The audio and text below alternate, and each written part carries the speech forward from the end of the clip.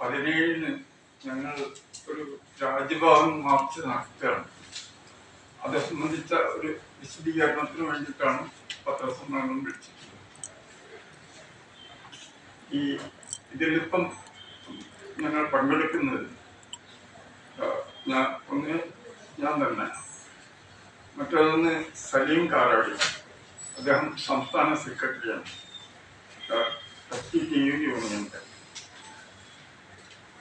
Advocate റഹീം ഞങ്ങളുടെ ഖജാൻജി, ഹുസൈൻ മണക്കടവ് ഈ ജില്ലയുടെ FTTUവിന്റെ സെക്രട്ടറിയാണ്. ഹുസൈൻ പറഞ്ഞു ഈ രാജ്ഭവൻ മാർച്ചിനെ സംബന്ധിച്ച് രണ്ടു വാക്ക് പറയാം. പ്രധാനമായിട്ടും ഞങ്ങൾ ഈ മാർച്ച് സംഘടിപ്പിച്ചിട്ടുള്ളത് കേന്ദ്ര ഗവൺമെന്റിന്റെ തൊഴിലാളി വിരുദ്ധ നയങ്ങൾക്കെതിരായിട്ടാണ്.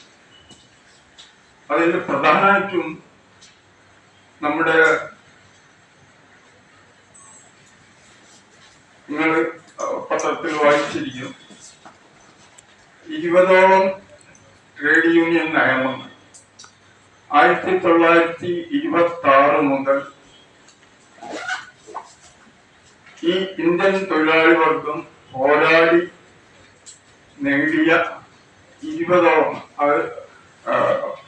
1926,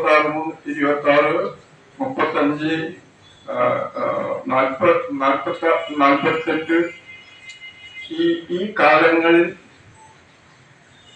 ഇന്ത്യൻ തൊഴിലാളി വർഗം സമരം ചെയ്തിട്ട ബ്രിട്ടീഷുകാർ ആണ് ഈ തൊഴിൽ നിയമങ്ങൾ ഭൂരിഭാഗം കൊണ്ടുവന്നത്. ഇപ്പോഴ് അവര് പറയുന്നത്, കേന്ദ്ര ഗവൺമെന്റ് പറയുന്നത്, ഇതൊക്കെ കാലഹരണപ്പെട്ടിരിക്കുന്നു, ഇതൊക്കെ ബ്രിട്ടീഷുകാരുടെ കാലത്തുള്ളതാണ്.